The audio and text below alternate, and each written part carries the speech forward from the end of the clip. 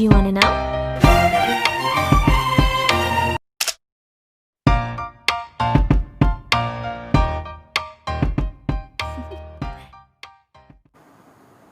Assalamualaikum Bapak Ibu guru hebat di seluruh Indonesia dan Ananda yang sangat Ibu banggakan.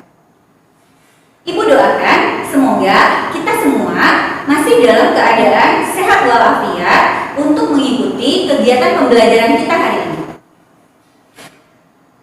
Ananda, seorang pelajar haruslah memiliki jiwa semangat dan disiplin serta tanggung jawab. Berkali-kali Ibu ucapkan, berkali-kali Ibu sampaikan, jika Ananda memiliki disiplin dan tanggung jawab, insya Allah masa depan Ananda nantinya akan cerah. Ananda, Ibu harap Ananda menyimak secara baik-baik materi pembelajaran yang akan kita bahas secara bersama-sama kali ini. Ananda sekalian, jika minggu lalu Ibu sudah memberikan materi mengenai struktur teks berita, maka pada pertemuan kali ini kita akan bersama-sama membahas contoh teks berita yang nantinya akan Ibu pilah-pilah, Ibu pisah-pisahkan yang mana teks berita termasuk dalam bagian struktur kepala berita, mana teks berita yang masuk ke dalam struktur tubuh berita, dan yang terakhir adalah bagian dari teks berita yang termasuk ke dalam ekor berita. Nah, Ananda, sekarang kita simak secara bersama-sama materi pembelajaran tentang contoh struktur teks berita.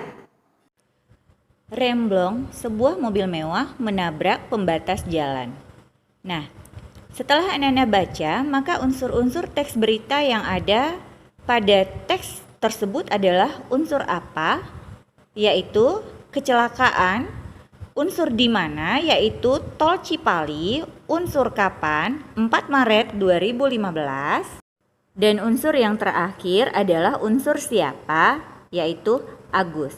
Nah, berdasarkan unsur teks berita tersebut, maka berita ini termasuk ke dalam struktur berita bagian kepala berita karena memuat 4 unsur yang Ibu sebutkan tadi.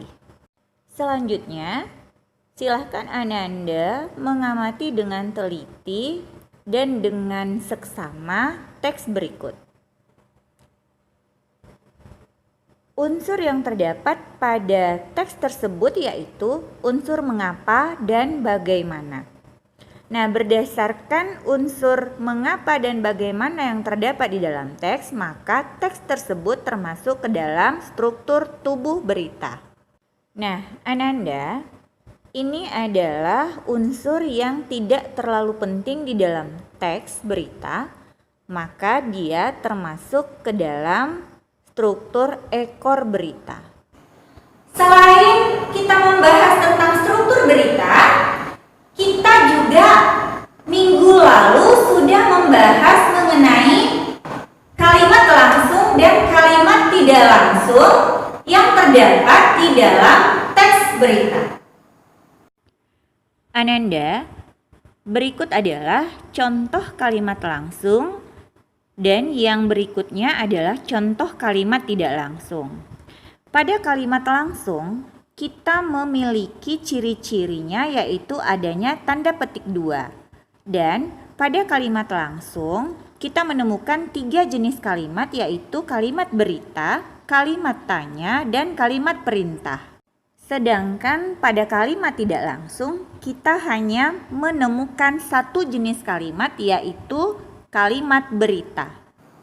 Ananda, sebelum kita mengakhiri pembelajaran hari ini, silahkan Ananda mengerjakan soal-soal latihan yang akan Ibu berikan berikut.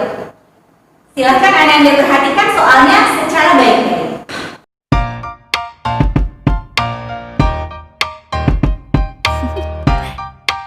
Do you want to know? Well, I've been thinking about you, and I think I have to listen because the sun. Baiklah, Ananda semua, pembelajaran kita tentang contoh struktur teks berita beserta kalimat langsung dan tidak langsung hari ini telah selesai, dan Ibu harapkan latihan yang sudah Ananda